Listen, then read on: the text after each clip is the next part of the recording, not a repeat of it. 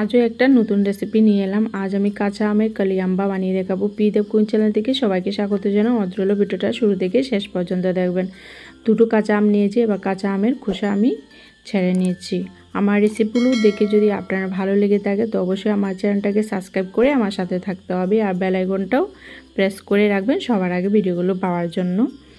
কালিয়াম্বা বানাতে অনেক কিন্তু সিম্পল আর ঝটপটও কিন্তু হয়ে যায়, আর খেতেও কিন্তু অনেক ভালো লাগে। তো এইভাবে আমি পিস পিস করে নিয়েছি। ছোটো বড়ো আমটা আপনার ইচ্ছে অনুযায়ী দিয়ে করে নেবেন সাইজে।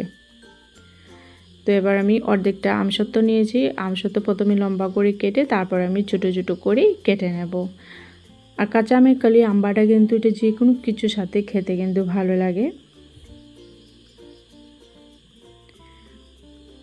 তো আমি কেটে নিয়েছি। এবার কড়াই বসিয়ে দিয়েছি, আমি সাদা তেল দিয়ে করে নিয়েছি, যে কোনো তেল দিয়ে করা যাবে। তো তেল গরম হয়ে গেছে, এবার আমি কালো জিরে দিয়ে দিয়েছি। কালো জিরে দেওয়ার পর আমি হালকা কালো জিরেটাকে ভেজে নিয়েছি। এবার ভেজে নেওয়ার পর এবার আমি জল দিয়ে দিচ্ছি।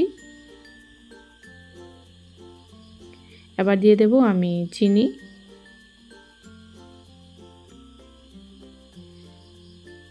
দেড় বাটির মতো আমি চিনি দিয়েছি। কালিয়াম্বাতে কিন্তু মিষ্টি হলে খেতে ভালো লাগে।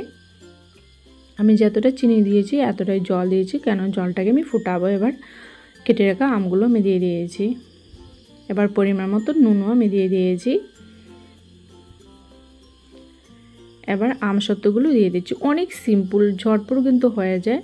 কালিয়াম্বার রেসিপিটা আপনার কাছে কেমন লেগেছে অবশ্যই কিন্তু কমেন্ট করে জানাবে, আর অবশ্যই কিন্তু বানিয়ে খেয়ে দেখবেন, অনেক ভালো লাগবে।